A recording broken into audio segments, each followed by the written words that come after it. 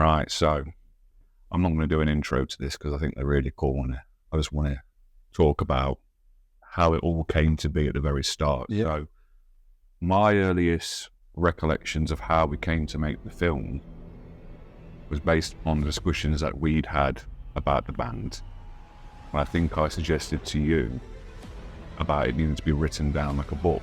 But I think the film idea came immediately after. I think I said to you, you need to write this stuff down because this is great. Well, you see, I thought in my head that it came from, you'd been going through that box of stuff that had got, and there was something to do with the thing we did at Whittick. And we kind of made that joke about, It was almost Spinal Tap. Almost, yeah. Because what was it? So the live at Whittick. Live at Whittick. Yeah, and that kind of flowed into a Spinal Tap idea. Yeah. And then there was this discussion about documentaries, and you came up with the idea of the fact that there are only ever documentaries of successful bands, and you were like, what about all these bands that don't make it? Yeah. Are you talking about that Sugarman, was it? Yes, Searching for Sugarman. Yeah. I remember because I think originally we were joking around of it being more of a mockumentary and that sort of Spinal Tap. Exactly, yeah. No Sleep Till Whittick. We're going to make it, that's it, No Sleep Till Whittick. Yeah. Yeah. We were going to make it a Spinal Tap mockumentary because you couldn't take it seriously because we weren't a famous band. Yeah. So, but then you sort of settled on the idea of doing it seriously. For me, it was because I think we were talking about these band documentaries like the Foo Fighters, that, it's their rise to fame. Yeah. And then we've never seen really a film of reaching the top, but then falling off, just reaching that goal. There'd been films of a similar nature where you had what were they called, the heavy metal band who never made it. Yeah. In fact, I think this all came about after, because you'd mentioned about Anvil to me. Yeah. So we just watched that, and I think that's where this all sort of stemmed from. Yeah. Was watching, because you'd already watched that Searching for Sugarman. Searching for Sugarman, and then you started telling me about this Anvil thing. Yeah. And you'd got that. I think that sparked the idea in you, because you're like, well, yeah, they never made it. It was that, and the stories that we've discussed, many a time since I was 14. The stories of the band and everything. And I just thought, this needs to be captured in some form. Yeah. And then I think we had a brief discussion down the pub about let's actually turn it into a documentary. Well, yeah, you seem to find that the stories of things that happened with the band, you seem to find them interesting. Yeah, I think it's some bizarre reason. It's fascinating because there's no other, for me, there was no other local band like that. All of the local bands that I'd seen growing up, like in Leicester, or when they did have live music in Syston or wherever, they were just the samey old cover bands, tribute bands, whereas you guys were unapologetically playing your own material every single set, and were gaining a bit of a cult following. Yeah. You had regular people come. Understatement. Bit of a cult following. I mean, how many people do you need for it to be classed as a following? One? I suppose so. And the rest will follow. Although, to be fair though, to be fair to myself, there was a couple of times where we did these where we filled coaches of people that were coming. When we went up to Liverpool, there was a coach full of people. If, in all fairness, we weren't the most unknown of unknown bands. No, I mean, because for me, we talked about a lot, as a 14, 15-year-old lad, for me, that was like the eye-opener for me. That was these guys are writing their own material. That's what made us want to start writing our own material. Right. We were a cover band, and I remember as soon as we had done the Marina Mania supporting you guys, we straight away were going, we're going to write our own material now. And I remember when we were going to our rehearsal space, there was a big whiteboard on the wall, and we were all there writing lyrics. Right. You know, like the most crappiest, corniest 14-year-old lad about falling in love, you know, and then trying to come up with, you know, musical arrangements for it. Yeah. You know, straight as soon as that gig was over, we're like, okay, we're no longer going to be a cover band. We're going to be an original band like The Mile.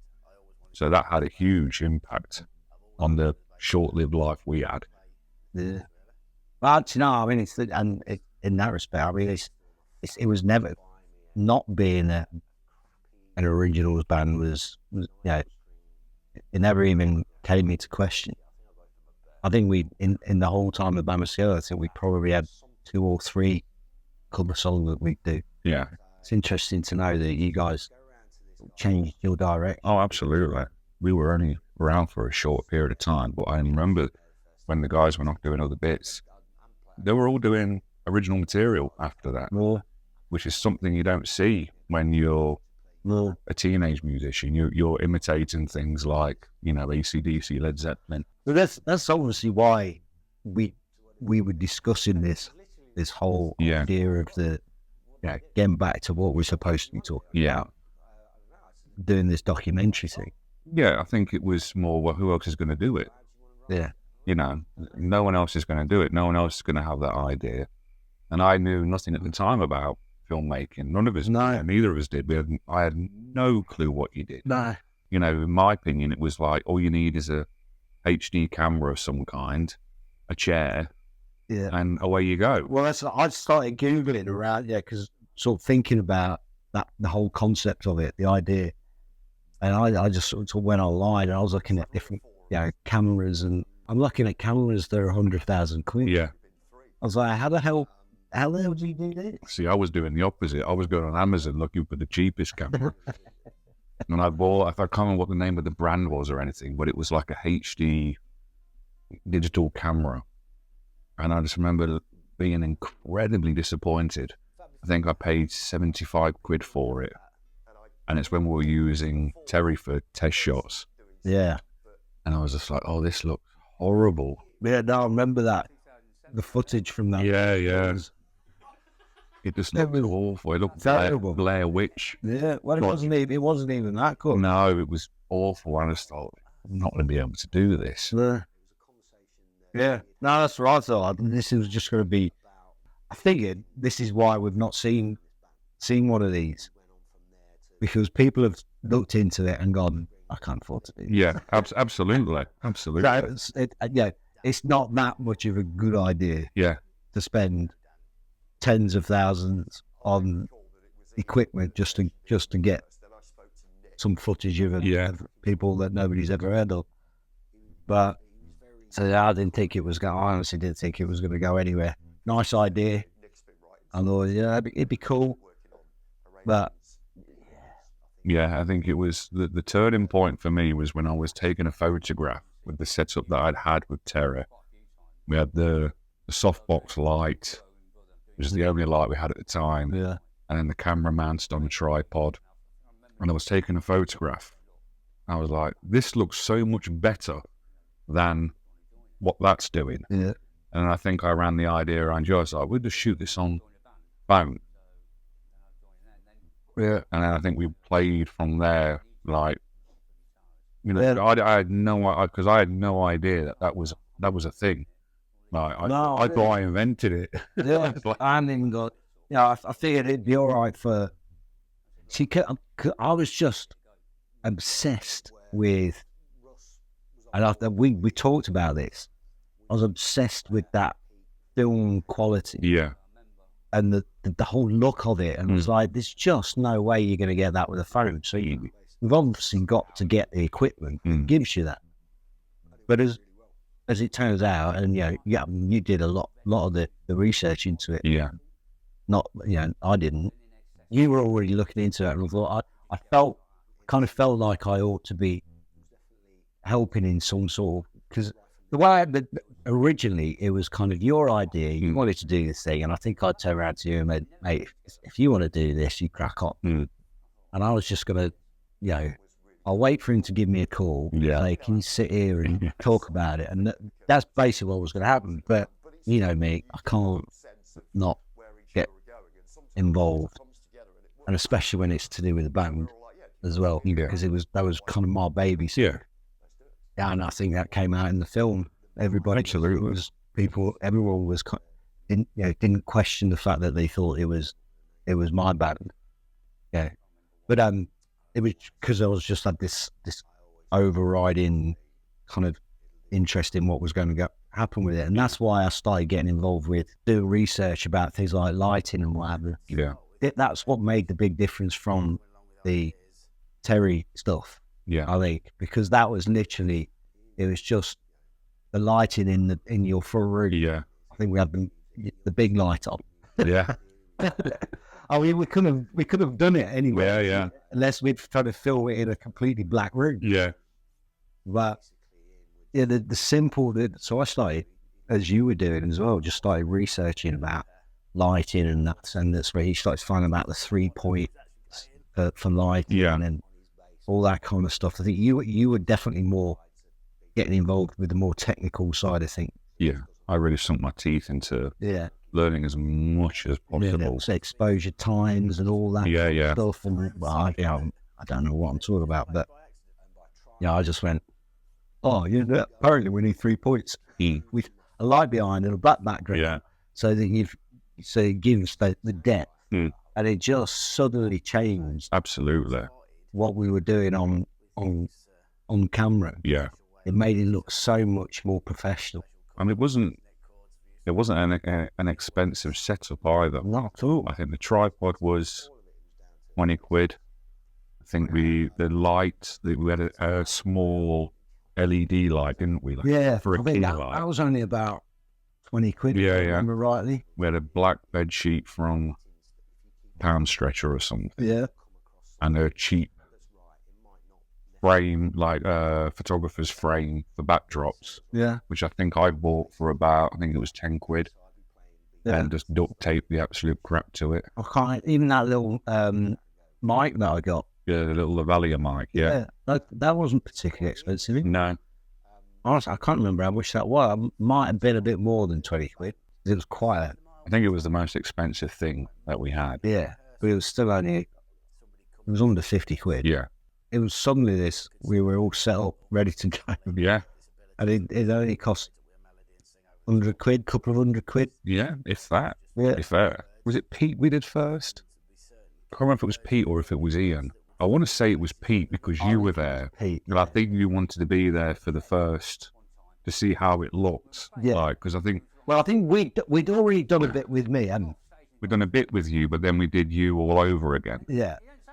And because I think that's why the day that we had Pete, so I agree. I think we had Pete first because I think we'd done some footage with me, some test footage with me. Yes, that was it. It was test footage. While we were waiting for Pete to come. Was to see how the lighting worked and everything. And then I think and then we had Pete come in. That's it. Because that's why I was there. Yeah. Because I wasn't there for pretty much.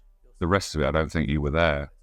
Yeah. I think you were only. I was only there for Pete. You were only there. And I think the only reason I was there is because we'd done some test footage with me. Yeah, that's right. Because I was obviously there with that Pete because there's the bit where you're together in the background. Yeah. Well, that was the thing, weren't it? It was like day one of the shoot, and it's like, right, here we go. Right, Pete, what do you remember? No. Okay. Oh God. That's what made me laugh about him so much because he was dead keen. Yeah. Let's do it. Yeah, and at no point did he give us any indication that he couldn't remember anything. No. Until he sat down. And, yes, and so, what about? Oh, I don't know. Can't remember. I think the bits that we captured on film that he remembers was spurred on by you. Mm. It was like, when we did this, he's like, oh yeah, and then he'd talk about it. Well, yeah, I don't know if you use that footage or not, but you can kind of hear me giving him sort of clues from behind the camera about. Yes, it worked. I remember that day thinking like, oh, this ain't going to work. Or if people don't remember as well as Nick does, this is going to be pointless because essentially it's just going to be 99% Nick, and then 1% of the other guys just throwing some little bits in. Yeah. So that was really My scary. concern was that, yeah, all right, I seem to be able to remember a lot of stuff, but I wasn't 100% sure how true Yeah, the memory was. how legit your version is. Yeah, exactly. So I knew we'd be all right with Ian, because Ian's always, he's shown to me in the past that he can remember stuff. In fact, he was always my go-to guy when I'll be talking to someone down the pub about something that the band did, and I couldn't remember. I'd usually text Ian, Yeah, what was the name of such and such, that, and he'd always come back with it. So I knew we'd be all right with him. And Danny Bowerman seemed to be able to remember a bit as well. And luckily, they were the saving graces, they were. Because I remember asking, I didn't show anybody the footage of the previous person because I didn't want to sort of like feed them things. I thought, you want to get in their version. Yeah, I want to I wrote down some key questions based off the last person. So if there was something that stood out, I go, okay, let's get another perspective of that, like a follow-up. So I'd write the question like, okay, can you tell me about, this or that, and, just to see if it would flow right when we're cutting between each person. So Danny and Ian were like the saving grace for me, because it was like, okay, now it's possible that we can do this.